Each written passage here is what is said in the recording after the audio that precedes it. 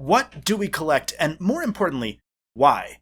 That's what we're going to talk about on today's episode of the Crubcast. My name is Kevin, also known as the Golden Bolt, and I'm here with three of my very, very wonderful, kind of sexy co-workers. Co-crubbers. Co-workers? Why did I say co-workers? We don't work together. Starting with famous Twitch streamer JTart9. Hi, Justin. I'm just here so I don't get fined. That is very true. I'm also here with everyone's favorite VTuber, Moriarty. Hi, Em. I'm not a VTuber. Hello. That's debatable. And we're also here with the dancing maestro that's going to guide us through this discussion. The one, the only, all hail Buckets. Hi, Nico. What is going on, gamers? And today we are going to talk about collections. So I have been curious over the winter break, taking stock of everything in my life. I've been curious what my friends collect and why. So I'll throw it over. I'll go top. I'll go around. We'll go around the circle. I'll start with Justin. Justin, what do you collect? I collect a lot of things. I mean, the most obvious one is video games. I have a lot of video games. A lot of them in storage, but a lot of them still here for me to play. And then I also have Amiibo. I have figures and other type of statues. I have bobbleheads from sporting events I've been to. Pokemon plushies. And the one that has the coolest story is hats. I collect hats. But okay. I know that I got Kevin into the Amiibo collecting thing very early. Yeah, it was your fault, actually. Story. That's a good point. I forgot about that. Yeah, when Amiibos first came out, I had no interest in them. And then we were going to pick up, we each pre-ordered the special 3DS, the new 3DSs at the time. So I had pre-ordered the Majora's Mask one. Justin had pre-ordered the Fire Emblem Fates. Monster Hunter. Monster Hunter? The Monster? It was Monster Hunter. That's weird. You That's don't like those games. Right. I got the Monster Hunter one because it was either Majora's Mask or Monster Hunter, and it was the new 3DS. And you needed that for And something. I wanted the new 3DS because to have the C-Stick. That's right. Mm-hmm. I always think it was Fire Emblem. I don't know why. But because that's the one I have now. That makes sense. I sold the Monster Hunter one and bought the Fire Emblem Fates one. That makes sense. Yeah, so we went to GameStop at that point when we were in college to get the pre-orders in because we were both like watching the direct at 9 a.m. and we're like, we gotta go. We take a train across the city. We get the pre-orders in, and then there were also Amiibo there, and I think it was Samus and Shulk, and I wanted Shulk because I had just started Xenoblade at that point, and then I picked up Samus on a whim, and then it became a painful addiction that I did get over at some point in life very quickly because they were a waste of money. But Justin has them all, every single one, including the one in a jar. I also pre-ordered Sora, and it's kind of an end of an era. Are you going to put Sora in a jar? If he fits. I mean, the jar's getting full. So you have one jar? I guess that's Justin, that's economical. If anything, I am surprised that there's only one jar. That's true. Only one jar. Well, I mean, if you count the shelf that I have as a jar, then yes, they are all in one. Do you ever slop it out into another jar just to clean the one? Yeah, No. I was going to say, how do you keep it sanitary, Justin? Why would I?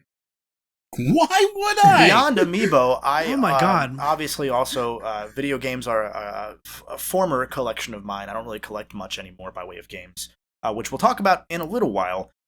Beyond that, the main thing that I've been collecting lately, and it's not really collecting, but we got back into Pokemon cards relatively recently. Thanks to Chris Mykonos fan mainly getting the Pokemon bug back onto all of us. And so I have been enjoying that hobby a little bit in my spare time. I don't really tend to put much emphasis on collecting beyond that now, because I now have enough space for all the things I collect, so I see it and I'm like, I don't want more of that. So It's mostly like art. Like I have a couple pieces of art that I still need to frame on the wall that are mostly like gaming stuff, but like or TV stuff, but kind of more tasteful than just here's a poster of a game. But that's the gist of it for me. The why is, I think, more interesting in my case than the what. Em, you are more of a digital gamer because you play on PC, so you have the right opinion on this. What do you collect besides digital games? Yeah, because I don't collect physical games at all anymore. I switched over a long time ago when I realized that CD that I'm buying is just a digital license, and it doesn't really mean anything anymore. Day one patches really kind of ruined the appeal of a physical disc for me. When you can't take that game and actually play it anymore, I don't see the point in waiting in line and not being able to get the product immediately. So I switched over to digital a long, long time ago. And now, as far as collections go, boy, I am so sporadic. I have a lot of artwork. I have like a disgusting amount of artwork. Every wall in my house has many things on it. I don't have room, right? Yeah. If I wanted to hang something, I don't know where I could do it. I have a lot of books, and it's usually books that are either meaningful or interesting or thought-provoking, or, they were signed in some way. So I have my, various segments of books. I have the ones that are intended to annoy everybody, such as having all of my political books right next to the dinner table. I think that's a good place to have them. That's a very M thing to do. Yeah, that's so M. It hurts. That's really funny. I love it, right? You can look over and you can be like, so you've got the 9/11 report right next to the Communist Manifesto. Interesting. Right above his table, by the way, he has a big TV with a 4 split screen of every news station. All the political news stations, all of them, all split at once. screen. Yeah. All at once. Yeah. It's like NFL Red Zone, but for news. It's important, Yeah. right? That's funny. I have those kind of things. But I think maybe some of the more interesting things to me are the ones that have stories to them. So I have a lot of things I have a shelf behind me in my office that has things on it, and none of them are valuable or particularly cool in and of themselves, but they all have an interesting story. So I can say, this is this thing that I got in this particular occasion that this person gave me, and that's why I still have it. Yeah. Nice. And then the weirdest thing I have is mini fridges. Is that Oh, just I used because to- of the Xbox One, or is that? I have the Xbox mini fridge, and I have the Minecraft Creeper mini fridge now. Are you going to buy I've the? got a I saw couple. that one in. Yeah. You need the Juggernog fridge now. Are you going to buy the Xbox eventually, toaster? right? I haven't bought anything. I just have those two, but they're both sitting there, and I'm like, well, I guess now I collect gaming mini fridges. That's great. No, that's valid, honestly. I used to collect regular mini fridges. That was more because of the family business of owning Yeah, every that's mini true. fridge. That is true. Family was had a beverage related business, and so it was made sense that we had mini fridges. Yeah. Beyond mini fridges, what do you collect, Nico? Yeah, well, so used to collect the mini fridges, but now I think so. I have a hard time differentiating collections from junk because I have two major collections that I really, really enjoy, that I kind of curate, right? And number one is my collection of physical music, be it records, be it CDs. It is mostly CDs. I was more of a CD guy than a vinyl guy, but I think due to what M has been saying, that it just basically comes down to a digital license. Especially Movies and music are different, obviously. movies and music is different, but at some point CDs just started coming with a digital download code as well, and it was I just did that anyway. There was another point that I was buying CDs and then getting the songs off of LimeWire so that I didn't have to open the CDs.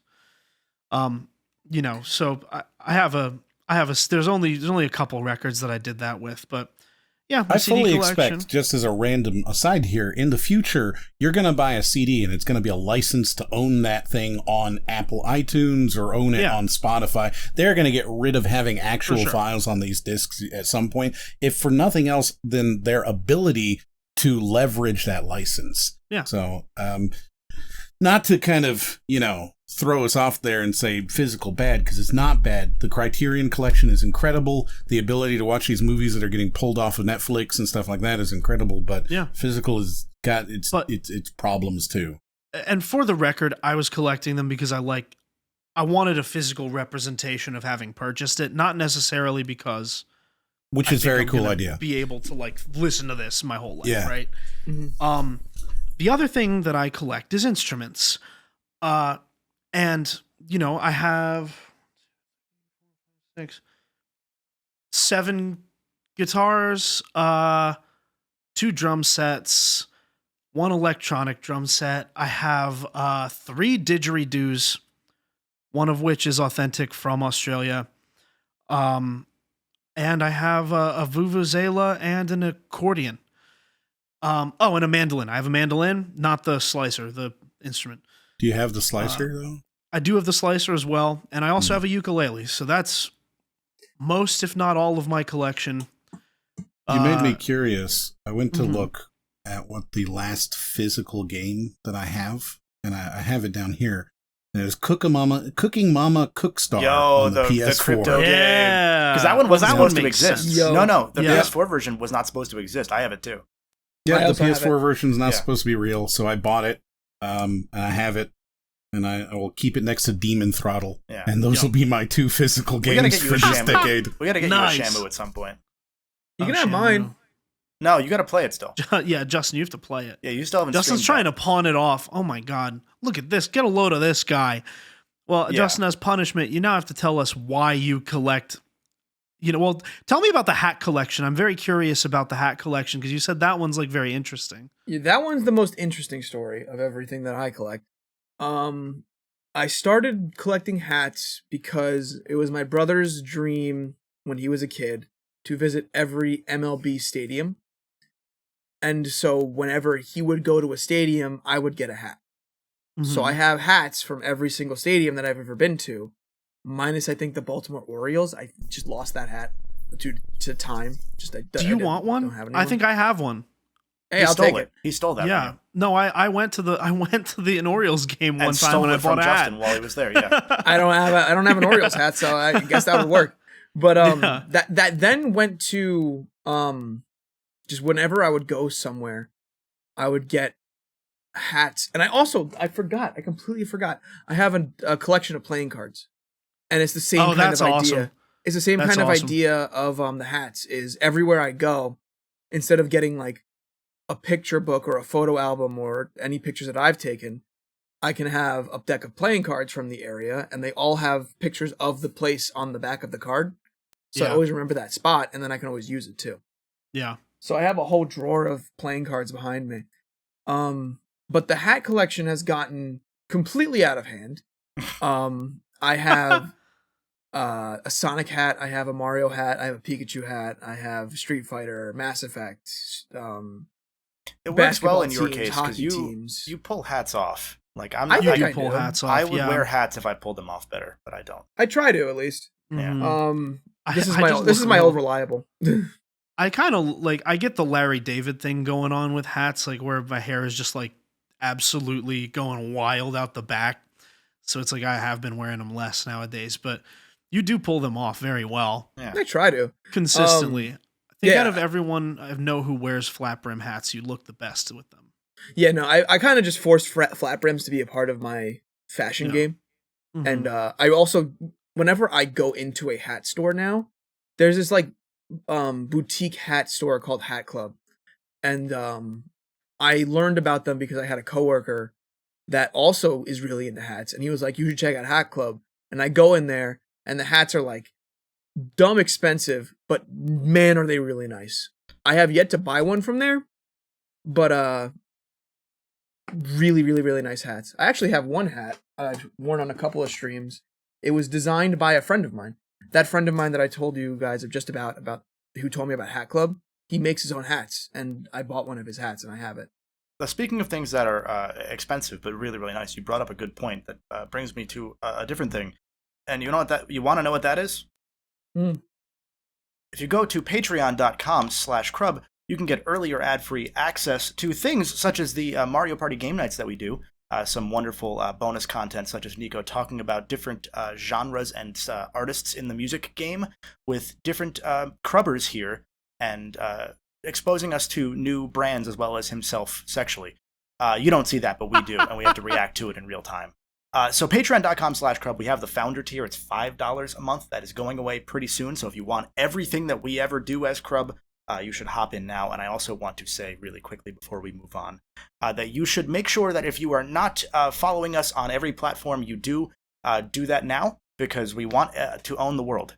I would like us to own the world by the end of this year. I think it's possible. We own Norway pretty soon. It'd be cool. Shout out to Norway. Shout out to Norway. If you haven't left a review on Apple Podcast or rated us on Spotify, you should do that as well, because that helps us surface in places like Norway. So please do that. Hugely helpful. It really is. I saw we have 5 reviews on Apple Podcasts, which tracks because most of us are Android users, so we can't do it.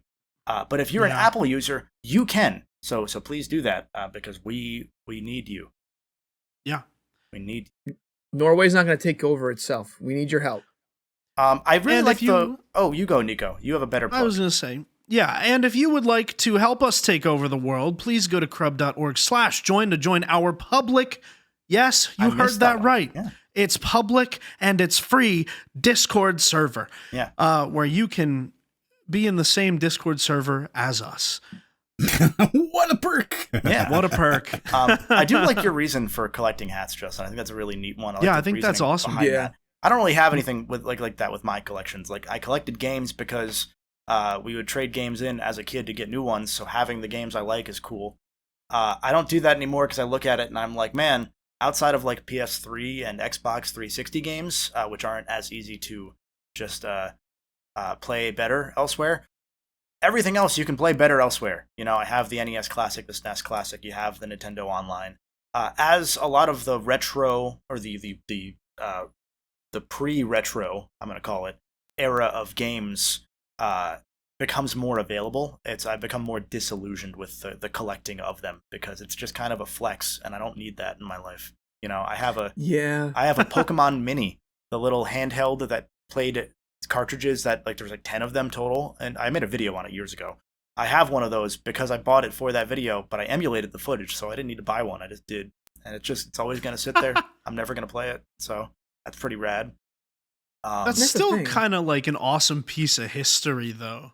Yeah, it is. I put it next to my political books at the dinner table so that people see right. Yeah.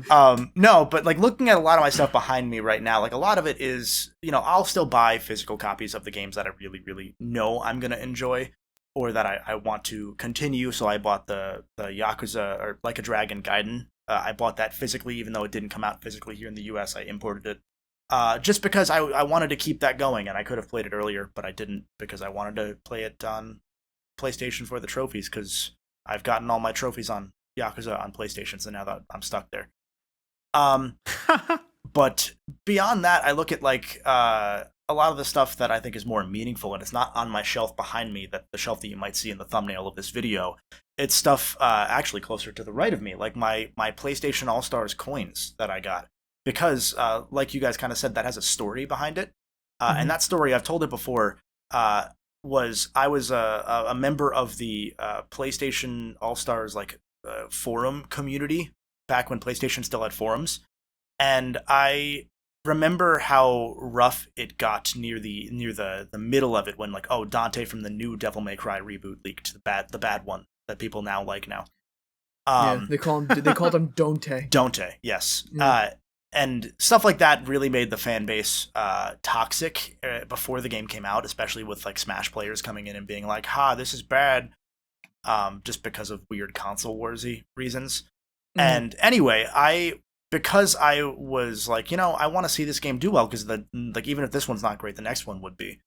And I had written a nice little open letter before the game came out to say like, hey, thanks to the development team for being like calm in the chaos of this independent studio's first and only game being this monstrous legacy to have to live up to, while also being handicapped every step of the way by things like, I don't know, Sucker Punch allegedly requiring that infamous Cole McGrath from Infamous have 2 separate characters, one for good and one for evil. Like they weren't allowed to put the Shadow of the Colossus main character Wander in the game because Fumito Ueda said no. Like Sony gave its teams too much autonomy at that point, and still probably do to some extent. Anyway, I wrote them this little nice open letter thing, and they wrote back, like the president of the company wrote back.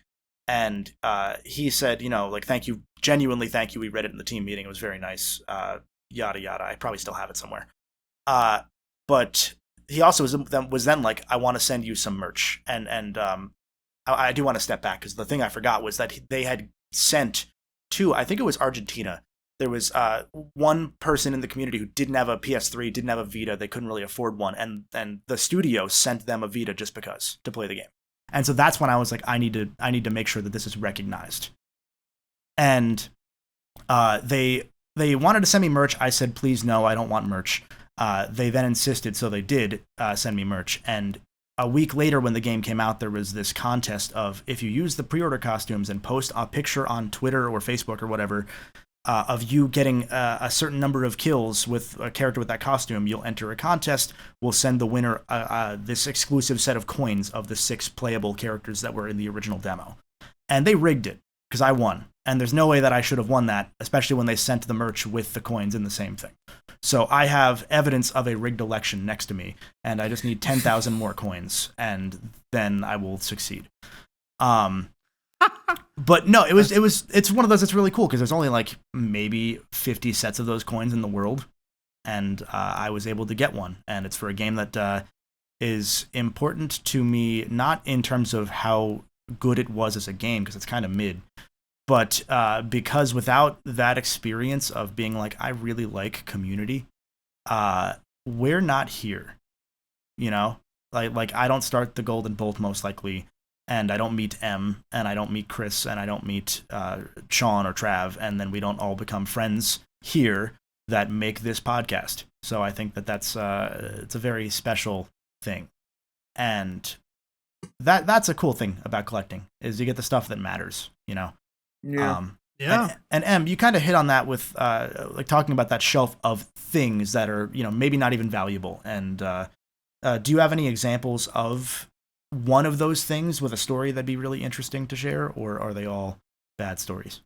If they're bad, that's fine. We can move on. Yeah, if they're bad stories. No, I can give you kind of like some you know, generalizations. I have a jar of matchbooks, for example. Oh, a jar? Every single like hotel that I go to, right, or anywhere that I go where I stay overnight, and I can find a matchbook, I take it, and I have a matchbook for, you know, all these things that I've done, so I can go and I can kind of reminisce about this trip I took to Ohio. As you're setting things on fire, you're like, as I set things on fire, right? That's kind of like how I am with the trading cards. Yeah, honestly, it's or not the trading card, the playing cards. Without having different playing cards for each place. All right, so I'm going to move a little bit, and I'm sorry if the audio gets funky. I just want to make sure that I can look back here. I have a jar, or not a jar, a mug. I have a mug that has new tubers on it, because we did that merch thing like 6 years ago, and we only sold 2 mugs, and it was to us. I had the Ogre Board socks for a while from our charity thing. I have the only pair in existence still. I think you have the only pair left, yeah. Yeah, because yours got thrown away. Yeah, I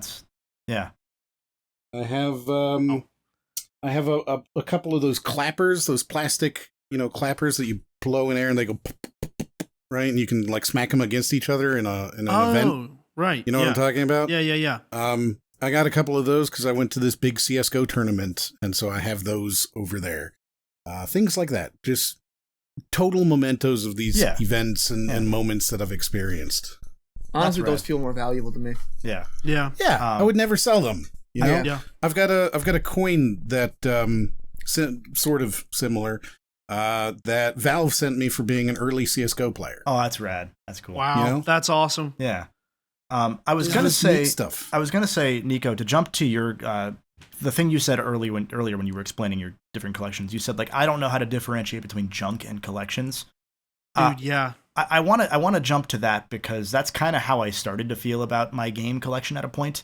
And again, now having it I had it on shelves in my old place, but now having it like as this whole thing where I had to like organize it in a way that was visually aesthetic.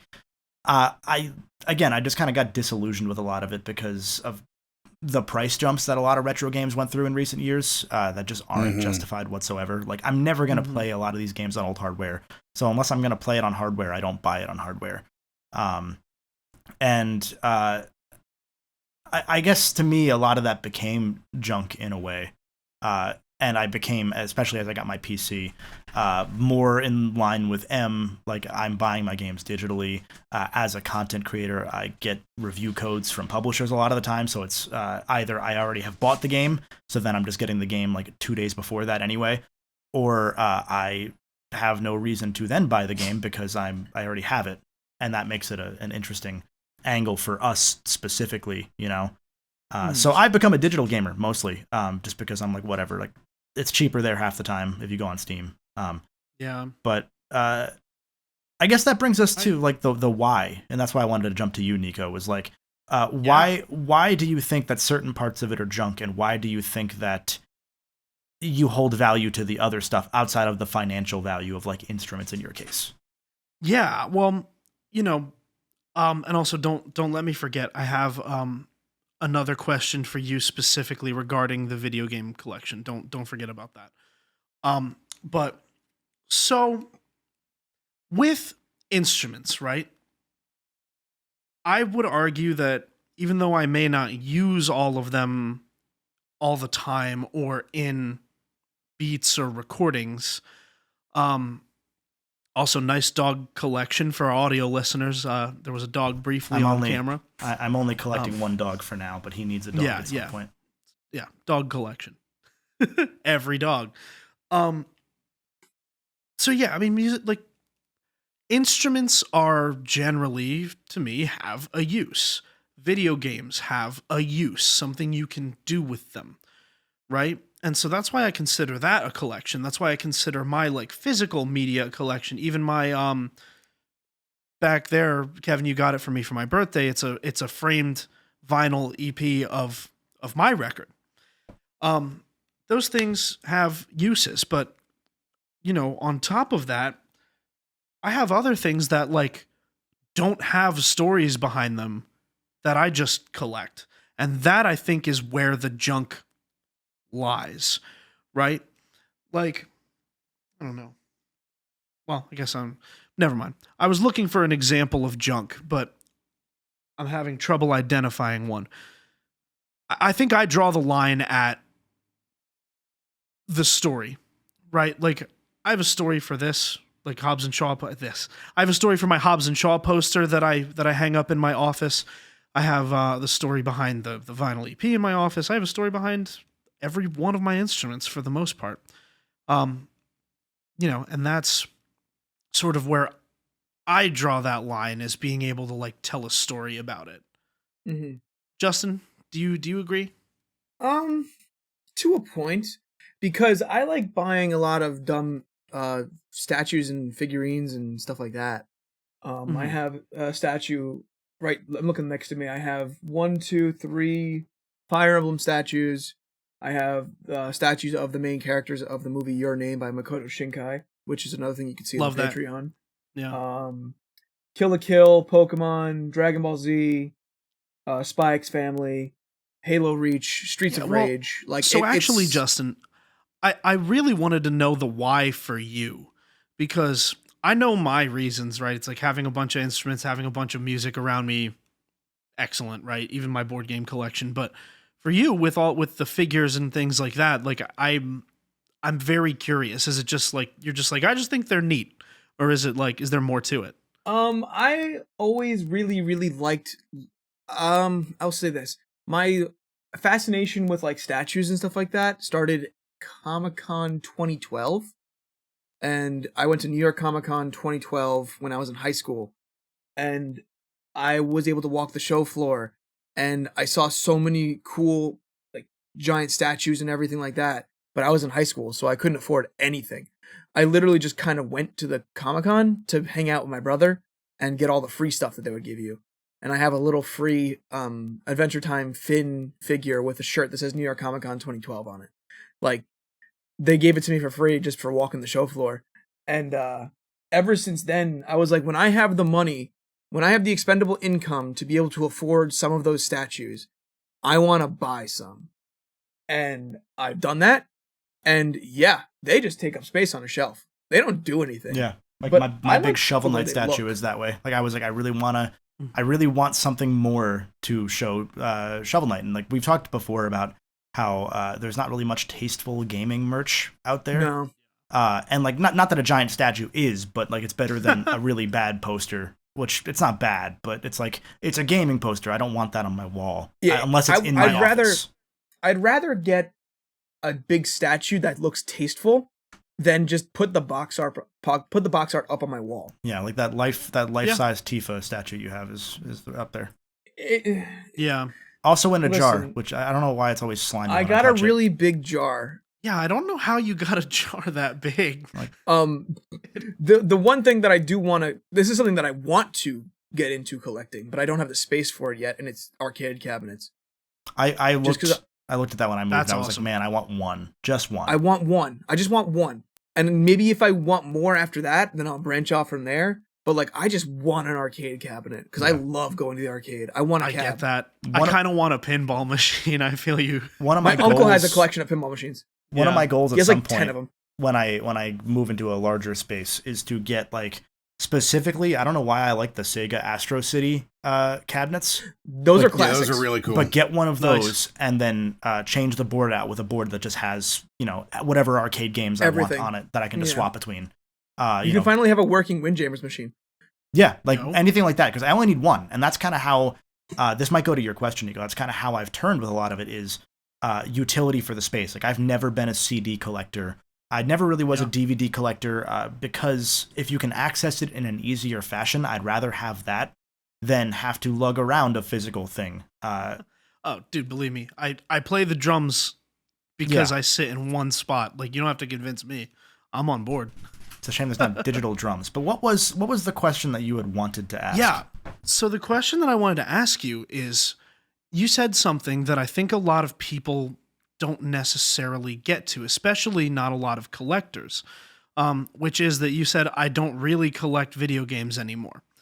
And the question is, at what point is a collection done? Is it done when it's complete? Is it done when you decide it's done? Like that's, I think I don't think a lot of people get to the end. I'm glad you brought that up because I meant to say, like, I think Pokemon ruined the concept of collecting for a lot of people at a point because of the gotta catch 'em all moniker.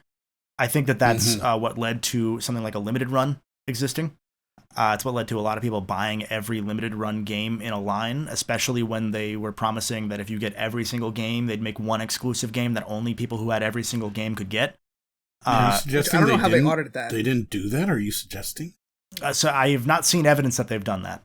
Oh man, But you'd think they'd keep up with their promises.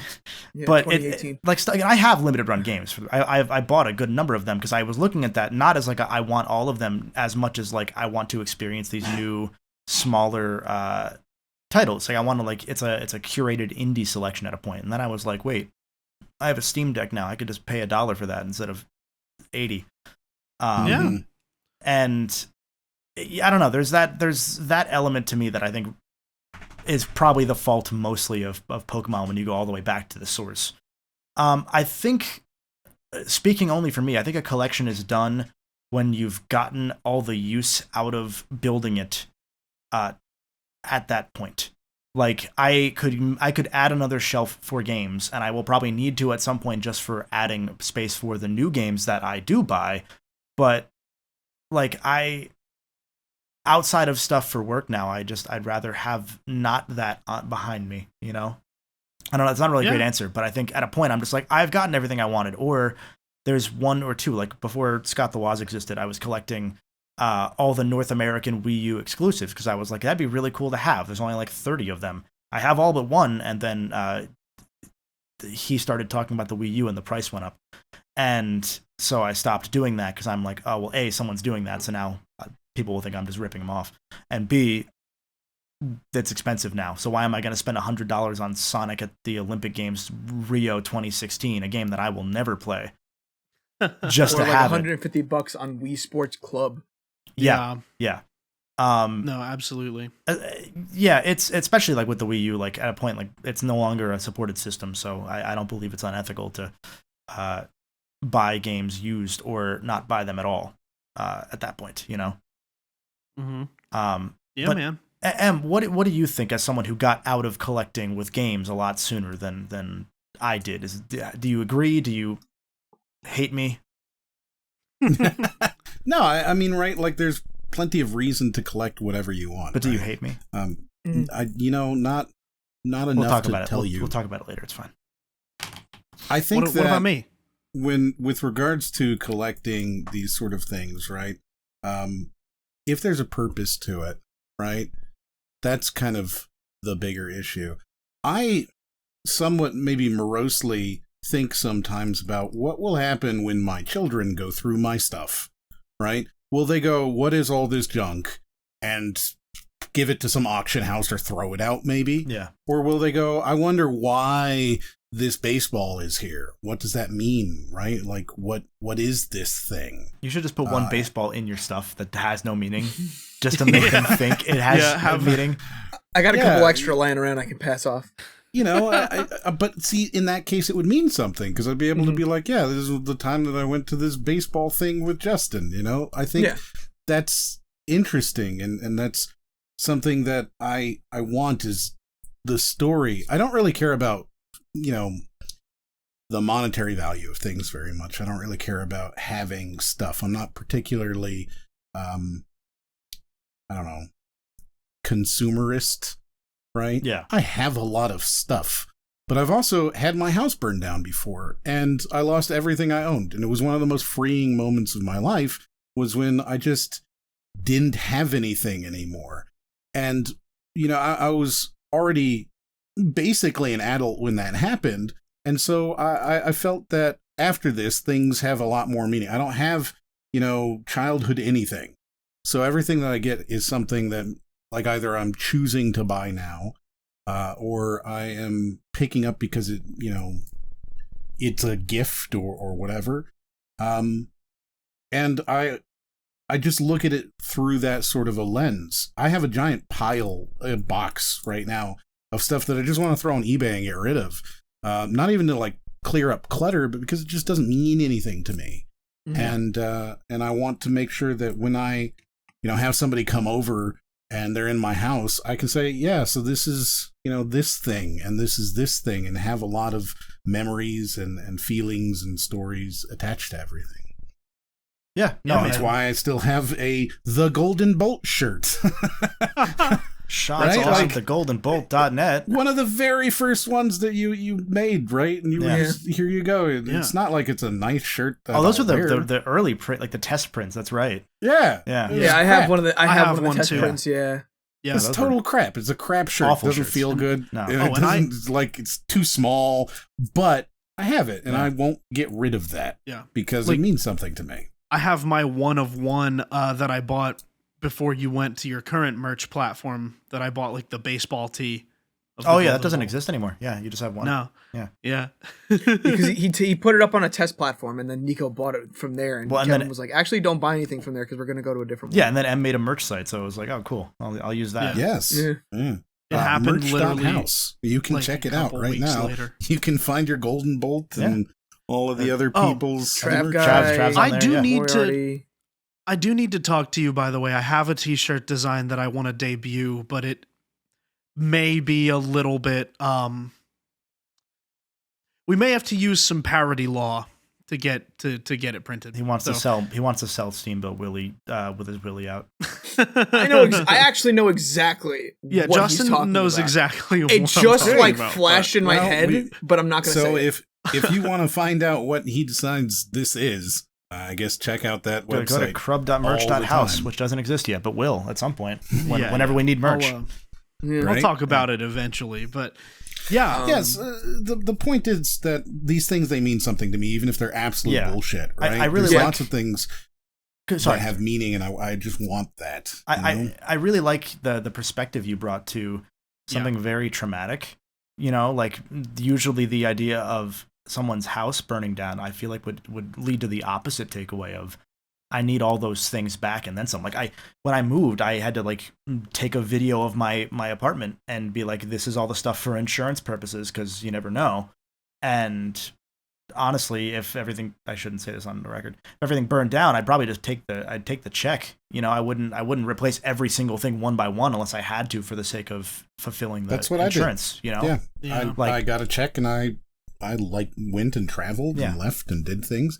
And I think the thing is, I saw a commercial recently, so I'm going to abuse the quote from that. But in it says, you won't remember the things you didn't buy, or you won't regret the things you didn't buy. And you know, like when something comes across and I don't purchase that thing, 10 years down the road, I'm like, man, really wish I'd bought that watch. Yeah. That doesn't happen. What I do miss is the things that I didn't do, where it's like, oh man, I should have gone to that event, or I should have gone to this thing, or I should have hung out with that person more. And maybe this is, again, a little morose. I don't have any friends from when I was a child, right? All of my friends, my entire friend group is all dead. Every single one of them, right? I don't have any friends from when I was like in high school and stuff. My entire friend group, they've all died now, all in like horrific and tragic ways. It's very traumatic. But, I learned through this sort of nonstop parody of my life that what I need to do is just, appreciate the people that I'm around all the time. And so what I found myself becoming is a little bit more, I don't know, yes man-ish when it comes to things. Hey, do you want to go do this thing? Right? And it's like, yeah, let's go do that thing. Yeah. Hey, do you want to come out? Do you want to go to this? Do you want to do that? And I don't say no to these things anymore. I realize that I never say no to them. Broadly, I moved to like a why not as an answer to that sort of thing. If there's not like a reason not to go. Yeah. Right? If it's, a little bit of money, I don't care about the money. If it's, I'm a little tired. Okay, I can sleep tomorrow. I'll go out. Let's do it.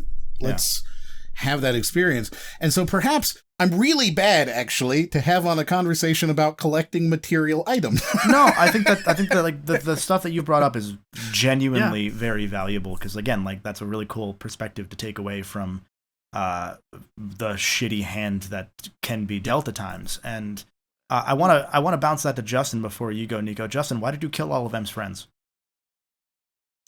They were getting in the way of the Crubcast, and I needed this platform to launch so I can finally break free of these mortal shackles. Did you just say that we're gonna make you ascend? Twitch? Yes. I will say I may have been making a face like I was laughing because the Twitch chat, which we don't typically acknowledge, but we do these live Tuesdays at 6:30 p.m. Eastern, exclusive pre and post show if you're interested. Said something very funny that made me like chuckle, but it was during M was being very serious, and I apologize. And also M, yeah, wow. I think it was really important to have you here for this discussion, though. We needed that perspective of like someone who maybe is not the biggest collector of one individual thing. Yeah, like we needed that, because if you don't have that, you're not grounded. I mean, I think that it's a very, very, very valuable thing, because I surround myself with a lot of stuff. I have a lot of stuff. And the more that I buy stuff, the more that I realize I don't need more of it. Yeah. Like, I have the stuff that I want.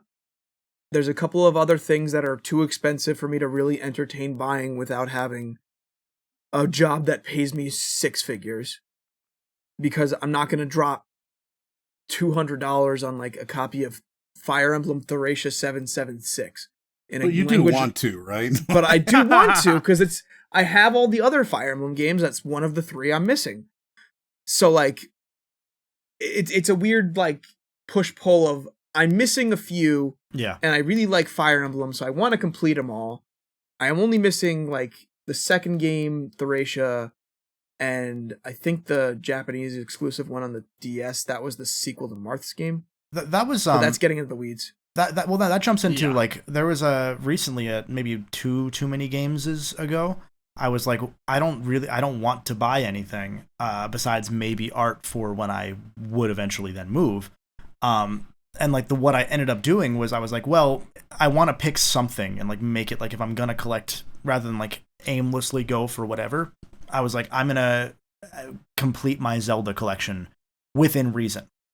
So I am not gonna buy the GameCube version of Twilight Princess because it's expensive and who cares? I have it on Wii and Wii U, which is the best version. I'm not gonna collect the GameCube version of Wind Waker because that game sucks. Wind Waker HD is better. Stuff like that. And so I I did that, but I also acknowledged I'm never going to play the Game Boy games on Game Boy, so I bought the much cooler Japanese versions of Oracle of Ages and Seasons, which have really cool box art, and like it's unique. And I'm like, if I'm gonna collect something with Zelda, it's the same reason I don't have like tattoos yet. There's nothing that's substantive enough for me to get it on myself. That's another I feel issue that. with tattoos Yeah, that I feel, it took me 10 years to get my first. Like I literally had this idea for 10 years to get Earth, Wind, and Fire and Breaking Benjamin. Like I had that. Yeah, it was a 10-year long idea. Yeah. And like I was gonna say to close out is like I look at my shelves and like I don't have like I can talk about almost every one of these games for like 20 minutes or whatever because I know about them. That's kind of what I do. But I look at a lot of them and I'm like, at some point, if I go on a convention tour one year, I'm going to bring a bunch of these and just give them away to fans. Sign them if they want me to. I don't care. Just be like, hey, nice. Take shit. Because I feel like that's better than selling it on, Whatnot or whatever. And then you're giving them a story. Yeah, like it's like that will mean something to me and to somebody else, whomever that may be, rather than just sitting there on this shelf and I'm like, I don't want you, Bulletstorm on PS3. Nice. I'm looking at Bulletstorm on though. PS3. Yeah, and you're like, What why a is Great that game. there? Great game. Stellar game. I have one thing that I want to say Pre-Gearbox, maybe, I would say. Pre-Gearbox, it was a stellar game. Because I don't know if you remember, they destroyed it for Steam. They put in all sorts of wonky games with Windows Live. And throwing for content? Oh, No good. that's right. And then they also added the Duke Nukem I'm here mode. Right, yeah, exactly. Wow. Where he doesn't actually interact with Like- anything. He like, just... They no sell him. He'll just say he's just a joke constantly and they'll move on with the plot and he's like, why are you ignoring me? Fellas, before we move on to the Patreon question of the week, I have one thing that I would like to ask everyone, going around in the circle very quickly. If you had infinite money, what collection would you want to just complete instantaneously? If you had infinite money and infinite you could buy a warehouse for this. Doesn't have to be in your house. You could collect one thing and say, I own this. What is it? I have a very quick answer. I can answer that really immediately, actually. Yeah, go first. go for it, Em. Yeah, that would I cut you be off. places, right? I'd go places. I'd go see things. Infinite Nice. money, that's what I would experience. You'd collect Or what I would passport collect is- stamps, essentially. I would collect yeah. experiences. Yeah, Mhm. I'd go places, meet people, do things, to Perfect. people, etc. Makes sense to me. Kevin? Infinity Stones. Infinity Stones. Like Justin? the real ones. The real ones? Not yeah. the Easter eggs they sold with MVCI. No, I want to be able to snap and then get anything that I want forever. The real Infinity Stones? Okay. Yeah. I have a incomplete collection. I want to have the game that every Smash character was introduced in. And I am missing a few of them. And the few that I'm missing are like Mother 3, Earthbound, Rondo of Blood, which is the one that to jump Richter's back, from. you mean the first game in a series Like where the that first character game, first appears. the first game where that character appears. Yes. So like for Richter, it could have been Symphony of the Night, but I want Rondo of Blood because that's the first game that he appeared in. I see. I see. I have Pikmin I see 1. I want to have Pikmin 1 for Olimar, and I want to have Pikmin 3 for Alf. Right. That's like Things the like that. time I bought you Minecraft. Yes, because I needed Minecraft Yeah. because I didn't have Minecraft. Right. And all this was to say that I just want to be a sneakerhead. I'd like to own more shoes. I'd like to be able to just buy a bunch of cool shoes. Sneaker And, tours are pretty cool, I will say that. Yeah. Dude, there are some shoes out there that I just like to look at. Honestly. There's a couple of pair of shoes that I want to own because I think they look cool, and then there are shoes that I actually do own and they're still in the box and I haven't worn them yet because I don't know what outfit to put them with. That's valid. It's hard with colors sometimes. Yeah. I stick to mainly plain white shoes myself, but I've been meaning to branch out in fashion, and Em actually sent me a really helpful resource for that pretty recently. I've been working with you. We're gonna do it, man. I mean, you know me. I have shoes that are bright red and absolutely super green and black. Man, I have everything. Yeah. I love it. I need to generate some color palettes or whatever. We still have a Patreon question of the week to get to real quick, but Yeah, I just want to be a sneakerhead. I don't have the desire to go online or create a bot to like buy this sneaker as it drops. I'll buy them a year later. I don't really care, but I just like You don't want to spend the Crub- resale prices. Yeah, screw Yeah, I don't screw the wanna limited spend- drops on shoes. Let Yeah, those I agree. let those sweatshop Just- kids work more. Yeah, not a big fan of limited runs. Yeah. All right, enough of that. Sneakers are just fancy fellas, foot bags anyway. it is time for our Patreon question of the week, which you, yes, you can submit at patreon.com/Crub. We already gave you the rundown on that. But fellas, this week, the question comes from TK Upworld, who asks, what is better, and I quote, what is better in making a game popular? Its budget, its team, or is there a secret mojo that I didn't personally seduce? Or is it deduce? Or maybe it's, and then the communication cuts off there. Fellas, what's more important when making a game popular? The budget, the team, or some je ne sais quoi? What is it? Justin? My guess is that you want Twitch streamers to play it and have everyone play it at once, and then it gets in front of a bunch of people, and then people start playing it. I mean, look at Fall Guys. That was a game that exploded for a hot minute to the point where they got bought out, I think, right? Yeah. That's They gonna, did. that's They gonna got go bought into out by Fortnite. Epic. Yeah. But I would actually use that exact example and say, in that example, Among Us, which Yeah. wiped out Fall Guy. Yeah. Yep. Like, Yeah. Amogus. like having the word of mouth advertising in gaming, I think, is the most important, because you can tell someone a game is fun, but if it's not someone that you trust telling you a game is fun, they're not actually gonna play it. That's a really interesting point. Yeah. Because that's why you see things like Amogus or Lethal Company most recently like blowing up, is because people watch them and they say that looks fun. Like, And it's then if not you can that they get a bunch of saw friends to buy in. right, like a movie trailer I can see and say I might be interested in this story based on what, this condensed version that the trailer's showing me. If you see that in a game, the only game that works for is The Order 1776, which is a movie. Or Until Dawn, right? Like games like that are actually movies. I just want to point out that we've now, on this podcast, acknowledged the Order 1776, the Order 1886, and the Order 1996 because of that slip there. Well, okay, first of all, The Order 1996 was so much funnier to me. That was that was excellent. I needed to You should shout that be one sorry. out. But For those that are not familiar, there's a recent episode we did, the worst possible video game sequels. You should look into that. It's very fun. very fun. Yeah. So Yeah. with a game, you need to see the gameplay in order to say, I would like to play this game. That. Sorry, I thought Kevin was getting ready to. No, the to thing say with something, but, games too is yeah. that it's a lot more of a time commitment than a movie or anything like that, where you have to sit down and like decide that you're going to play this game. With a movie, you sit down for an hour 45 and you can be done with it and just say, Mhm. I did it, I saw it, it wasn't good, it was good. You should see it, you should not see it. Very, very easy.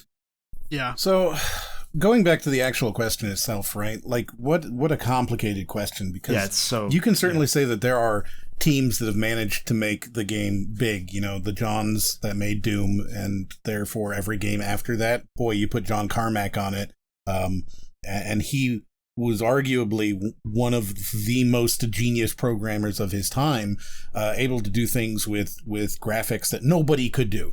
Right? We forget that at that point, the console was more advanced than any PC, and the idea of smooth scrolling was something that was impossible to do, and he replicated it in a single night, which is just insane. So the Johns were really good. You look at somebody like a Toby Fox, right? Or an Eric Barone. Could you have done the same success as Undertale or Stardew Valley with any amount of money thrown at the game? And Anthem shows you no. It's not just money that makes these games a thing. But also, boy, money sure does make a game a thing. Uh, yeah, It sure helps. we look at Yeah. something like a Fortnite, right? And Fortnite exists because they throw $5 billion a year at licensed characters and buying the harmonics and buying the psionics people. Wow, do Fall all Guys of their people. purchases end with X? That seems like a trend now. So like yes, money is absolutely a big part of it, 100%. And yes, the team is absolutely a big part of it. But I'm going to give you the same answer that I would give if you were asking me what makes a good YouTube video, and I would say that it is more than anything conceptual, which I think ties into what Justin was saying, where it's the moment, right? I think you can have a bad game with a really, really cool moment from a team that doesn't f***ing matter and from a budget that's $0, right? And I'll give you an example of that being true, and that's Phantasmagoria or whatever it was. Phasmophobia. Phasmophobia had no budget, it had no team behind it, but it was such a cool moment, right, that people were willing to go out and buy that. And I think that that's a really good example of a game that has nothing, that is nothing, but is so conceptually sound that people wanted to play it. I would point at Among Us, which had no budget and had no team. All of those 4 people, because that game was made by 3 people and a marketing woman, all of those 4 people are very, very, very famous now. You put Victoria Tran in something and people go, oh, wow, yeah, Victoria Tran's there. But at one point, she was just the social media person for this little inner sloth company that nobody knew about until Among Us hit it big. So I don't think that you need to have some mega budget, because we see plenty of games like Eric Barone's Stardew. He spent 7 years working off of his girlfriend, right? And I think it's really, really disappointing. Just, again, more I'm diverging and we're jumping off. We're digressing as much as we can here. Passively. I think that she is equally responsible and important, right, in that story, because she paid for him for 7 years. I think that's absolutely an important part of that, is that he was able to make that game because he stayed in the basement while she went to work, right? So, like, there's an important aspect of that we just don't acknowledge. But these things aren't just about people. For every Eric Barone, right, there's also a Phasmophobia. And I think that when we're talking about what makes a game popular, I really do think conceptually it is more important that the concept is great, that it is just like a good YouTube video or a good piece of music, right? You've got that thing, that core nut deep inside that makes somebody go, oh, I want to play that. Because you know what? It happened too with the very first time that Brendan Green made a game. He had a great idea and he went in and he built this little mod in Arma called Battle Royale, and then he got hired on to do H1Z1 and PUBG, and then we have Fortnite, and now Battle Royale is the biggest thing in the world, right? You see it with extraction shooters with what? A team of 5 people making Escape from Tarkov? These single, kernels of awesomeness in the middle of it, way more important than anything else. Like that, Kevin? I was going to say the vision, which is similar to what Em said, but in one word. No, and the vision behind it is, I think, what matters, because the vision is what drives it. If you have the vision of an auteur like a Kojima, that might mean that the game can be sink or swim to some capacity, because it might not be Kojima. It might be Cory Barlog. Cory Barlog, who is an admitted auteur to a fault, but I'm thinking more like the Platinum Games, Hideki Kamiya. You can be an auteur like him, but that doesn't necessarily mean that the games are going to land quite as well every time. Suda 51 is an example where his games are unabashedly Suda 51 games. 100%. And his vision carries that, and it has a very niche audience, but it's a very niche audience. So he doesn't have a budget. He doesn't have a huge team. And he trucks along because, it's hard to make it in the games industry as it is in every industry, but it's easy to almost make it. So you can it's easy to make, I guess I'll say. You can keep making in the games industry as long as you have income from it. The vision of a game like a Shovel Knight of let's kill the concept of the retro revival and finally make the one that hopefully stops them all, which wasn't their outright goal, but that's what it should have been. They did it, and it's because of the vision of the circumstance, in the same way that you mentioned with Stardew Man's partner. Like the Jake Kaufman forewent his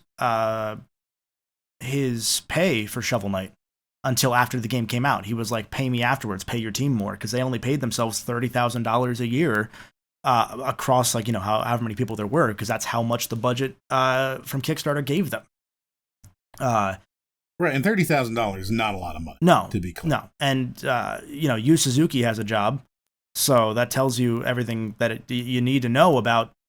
You can keep making as long as there's somebody willing to pay you. It doesn't matter what your budget is, because the game could still look low budget, like a Yu Suzuki game sometimes does. Shenmue 3, for example. So I think it comes down to vision, and like you said, and that applies to the content game. It applies to television. It applies to everything. Obviously, there's more to it, where you also have to know people.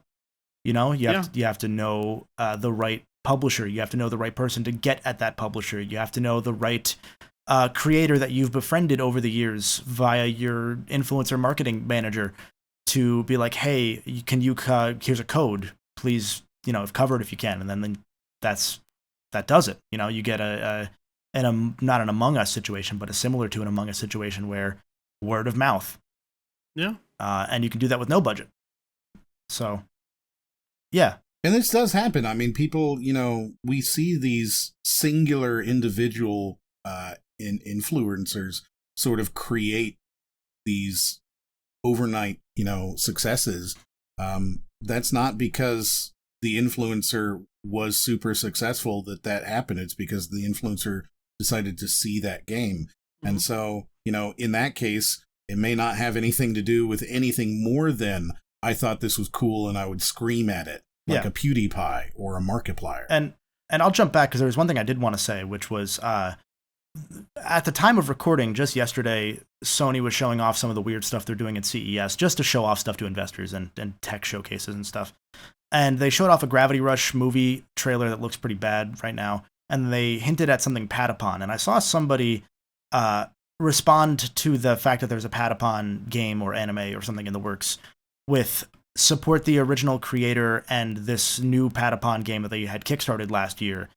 And it made me think about how so many people don't know, to go back to vision, that Sony's Japan studio did not have vision for like 10 straight years. And that's why it doesn't exist anymore, because their vision was the common phrase that I've heard throughout the games industry is you need like 3 or 4 ideas in a game total. And you just need to make sure those ideas are fleshed out over the course of the game, however long that may be. That you don't do 20 things, and you don't just do one. Though one can be doable in the case of, like, a Tetris, for example. And everything at Japan Studio for the entirety of the PS3 era was either so overly ambitious and being willfully designed by non-game designers, to the point that it'd be like, Justin, if you made a game not knowing anything about how to make a game. That's what they were doing at Japan Studio. So they had a vision, but their vision was very bottom up instead of top down. So every single designer could add their own flavor to it and be like, I'm going to make this mechanic. And then it'd be a messy nothing of a game that never came out. Yeah, that sounds like a quick way to just have such incredible creep. Yeah. Yeah. Yeah, and that's exactly, like, that's the entirety of Japan Studio for a decade. And there's a reason that with PlayStation, they shifted away from Japan Studio, and it's because they were able to go from not being a game company at the start of the PlayStation 1 to building out an ecosystem that made sense in 3 different regions between, Sony of America, Sony of Europe, and Sony of Japan, that were all actively fighting against each other half the time.